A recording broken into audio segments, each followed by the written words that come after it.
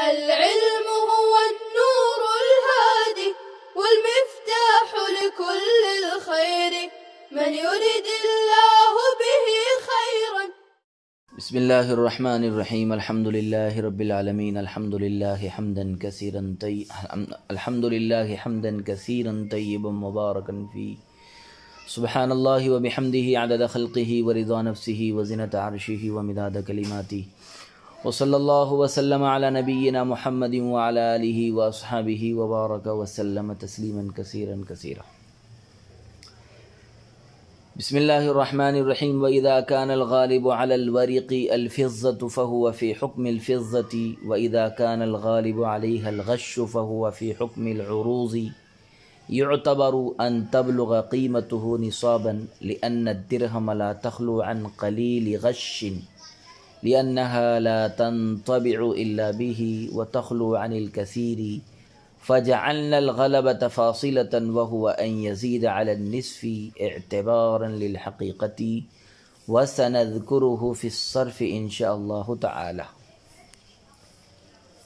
إلا أن في غالب الغش لا بد من نية التجارة كما في سائر العروض، إلا إذا كان تخلص منها فضة تبلغ نصابا، لأنه لا يعتبر في عين الفضة القيمة ولا نیت التجارت واللہ اعلم۔ اور جب ڈھلے ہوئے سکے میں چاندی غالب ہو تو وہ چاندی کے حکم میں ہیں، اور اگر اس پر کھوٹ غالب ہو تو وہ سامان کے حکم میں ہیں، اور اس بات کا اعتبار ہوگا کہ اس کی قیمت نصاب کو پہنچ جائے، اس لیے کہ درہم تھوڑی کھوٹ سے خالی نہیں ہوتا، کیونکہ درہم کھوٹ کے بغیر ڈھلتا ہی نہیں، اور زیادہ کھوٹ سے خالی ہوتا ہے۔ لہذا ہم نے غالب ہونے کو قلیل و کثیر کے مابین فاصل قرار دے دیا، اور غلبہ یہ ہے کہ کھوٹ آدھے سے زیادہ ہو حقیقت کا اعتبار کرتے ہوئے، اور ہم کتاب الصرف میں انشاءاللہ تعالی اسے بیان کریں گے۔ البتہ کھوٹ غالب ہونے کی صورت میں تجارت کی نیت کرنا ضروری ہے، جیسا کہ دیگر سامانوں میں، الا یہ کہ جب اس میں سے اتنی چاندی خالص ہو جو نصاب کو پہنچ جائے، اس لیے کہ عین فضہ میں نہ تو قیمت کا اعتبار ہے اور نہ ہی تجارت کی نیت کا۔ واللہ اعلم بالصواب۔ عزیز طلبہ کرام، ملاوٹ شدہ چاندی کا حکم۔ ورق چاندی، مجازن چاندی کا ڈھلا ہوا سکہ، غشن دھوکہ، مجازن ملاوٹ، کھوٹ کو کہتے ہیں۔ حل عبارت سے پہلے یہ بات ذہن میں رکھیے کہ لفظ ورق کو کئی طرح پڑھا گیا ہے، ورقن، ورقن، ورقن، ورقن، ورقن، اور سب کے معنی ہے چاندی کا ڈھلا ہوا سکہ۔ اس کی جمع اوراق آتی ہے، اور غش بفتح الغین اس کے معنی ہے کدورت، میل کچیل، جس کا ترجمہ کھوٹ سے کیا گیا ہے۔ یہاں اس سے مراد سونے چاندی کے علاوہ دیگر چیزوں کی دھات ہے جنہیں چاندی میں ملا کر سکے ڈھالے جاتے ہیں۔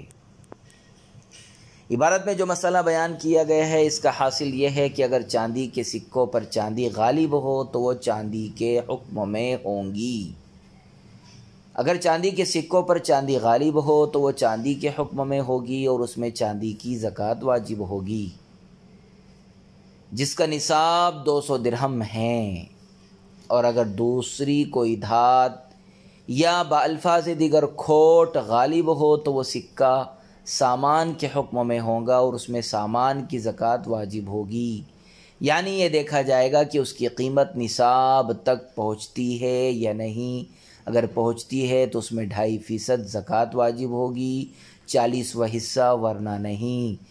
صاحب کتاب نے یعتبر ان تبلغ سے یہی بات بیان فرمائی ہے۔ لأن الدراہم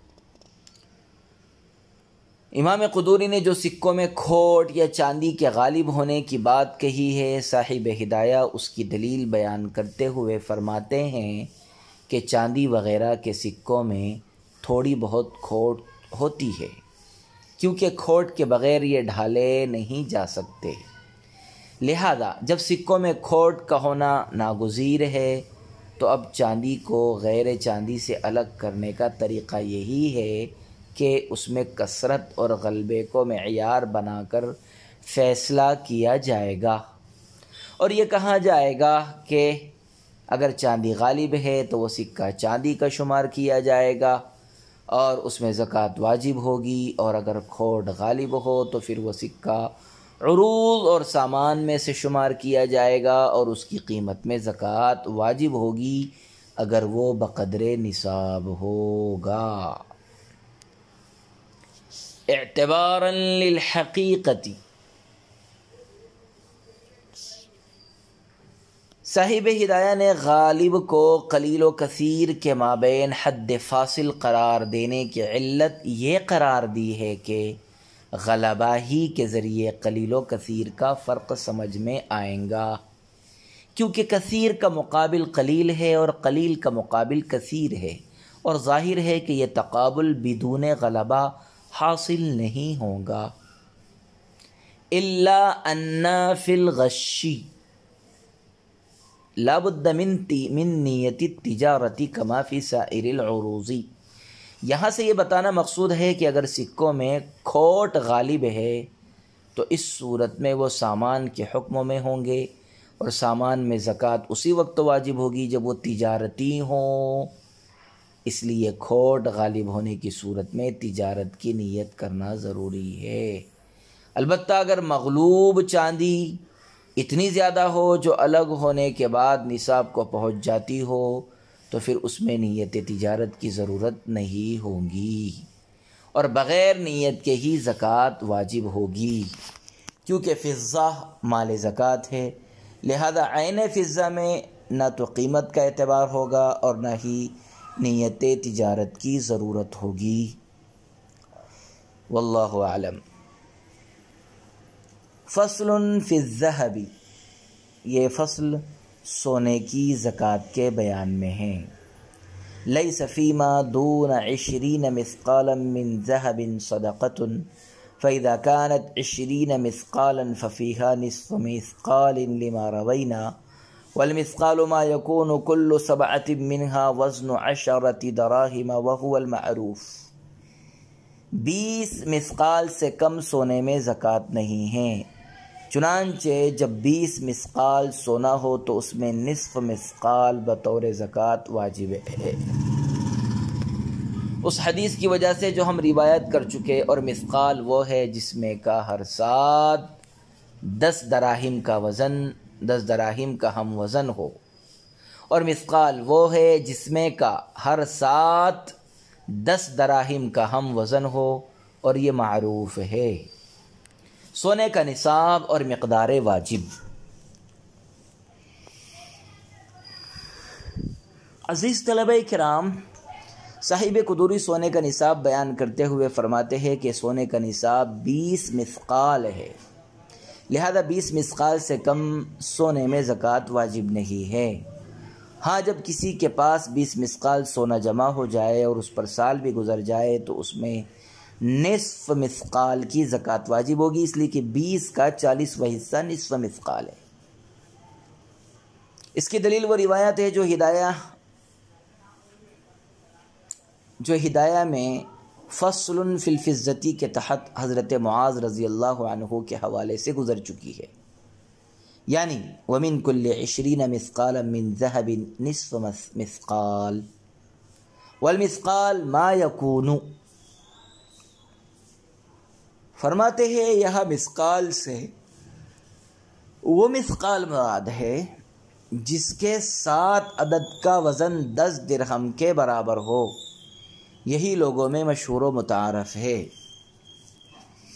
ثم في كل 4 مثاقيل قيراطان لأن الواجب ربع العشر وذلك فيما قلنا إذ كل مثقال 20 قيراط۔ پھر ہر 4 مثقال میں 2 قیرات واجب ہے، اس لیے کہ 40واں حصہ واجب ہے، اور وہ اسی صورت میں متحقق ہے جو ہم نے بیان کیا، اس لیے کہ ہر مثقال 20 قیرات کا ہوتا ہے۔ عزیز طلبہ کرام، 20 مثقال سے زیادہ میں زکوٰۃ کا حکم، مسئلہ یہ ہے کہ جب نصاب پر 4 مثقال کا اضافہ ہو جائے اور نصاب کی مجموعی تعداد 24 مثقال پہنچ جائے تو اب اس میں نصف مثقال کے علاوہ مزید 2 قیرات اور واجب ہوگے، اس لیے کہ زکوٰۃ تو 40ویں حصے کی واجب ہوتی ہے، اور 40واں حصہ اسی وقت ہوگا جب 4 مثقال میں 2 قیرات واجب ہو، کیونکہ ہر مثقال 20 قیرات کا ہوتا ہے، ہر ایک مثقال 20 قیرات کا ہوتا ہے، لہذا 4 مثقال 80 قیرات کے ہوئے، اور 80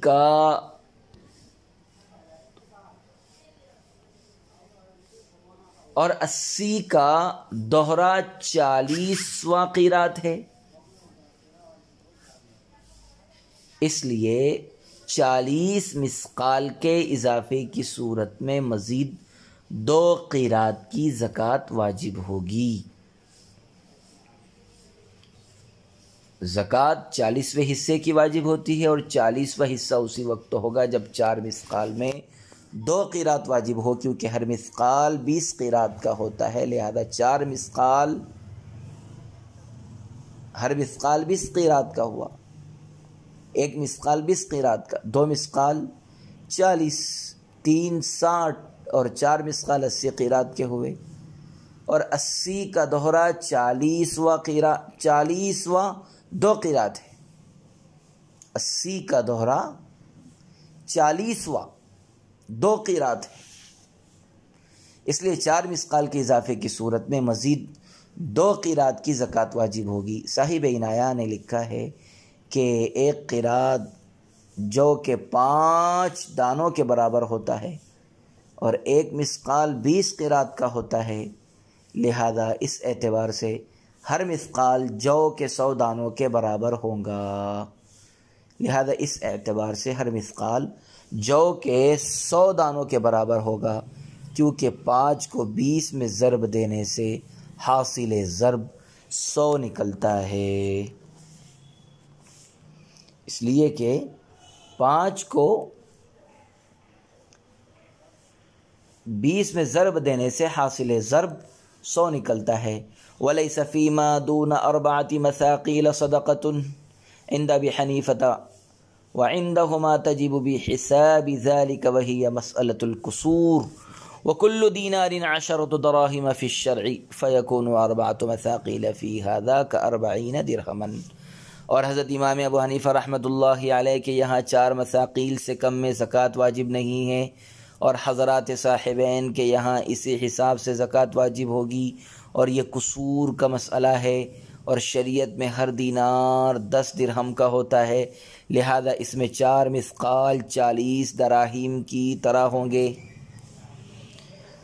پیارے بچوں، 20 مثقال سے زیادہ میں زکوٰۃ کا بیان۔ صورت مسئلہ یہ ہے کہ حضرت امام اعظم رحمۃ اللہ علیہ کے یہاں اگر سونے کے نصاب یعنی 20 مثقال پر 4 مثقال سے کم کی زیادتی ہوئی تو اس زیادتی میں کوئی چیز واجب نہیں ہوگی، جبکہ حضرات صاحبین رحمہم اللہ کے یہاں زیادتی کے حساب سے اس میں زکوٰۃ واجب ہوگی۔ چنانچہ اگر 1 مثقال کی زیادتی ہوئی تو اس میں نصف قیرات واجب ہوگا، کیونکہ 1 مثقال 20 قیرات کا ہوتا ہے، اور 20 کا 40واں نصف حصہ ہے، نصف ہے، 20 کا 40واں نصف ہے، لہذا اسی نصف کی زکوٰۃ واجب ہوگی۔ حضرت امام صاحب رحمۃ اللہ علیہ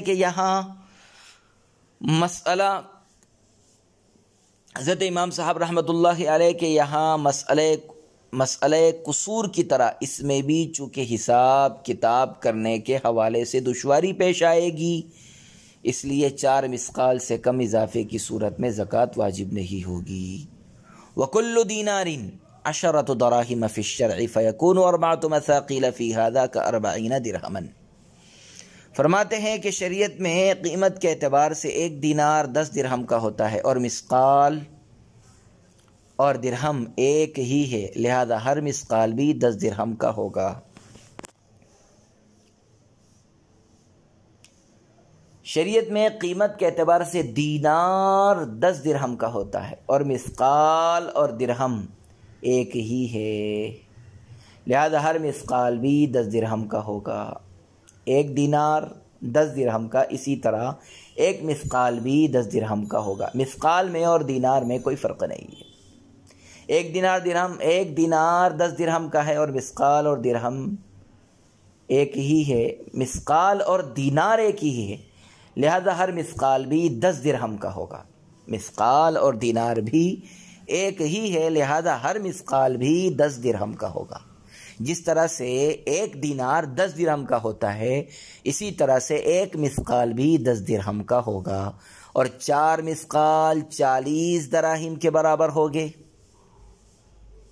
جس طرح سے 4 دینار 40 دراہم کے برابر ہوتے ہیں، اور چونکہ امام صاحب کے یہاں 40 دراہم سے کم اضافے کی صورت میں زکوٰۃ واجب نہیں ہے، اسی طرح 4 مثقال سے کم اضافے کی صورت میں بھی زکوٰۃ واجب نہیں ہوگی۔ 4 مثقال برابر 40 دراہم، اور 40 دراہم یہ نصاب کی مقدار ہے، لہذا 40 سے کم میں زکوٰۃ واجب نہیں، اسی طرح 4 سے کم کی صورت میں زکوٰۃ واجب نہیں ہوگی۔ وصلی اللہ وسلم علی نبینا محمد وعلی آلہ واصحابہ وبارک وسلم تسلیما کثیرا کثیرا۔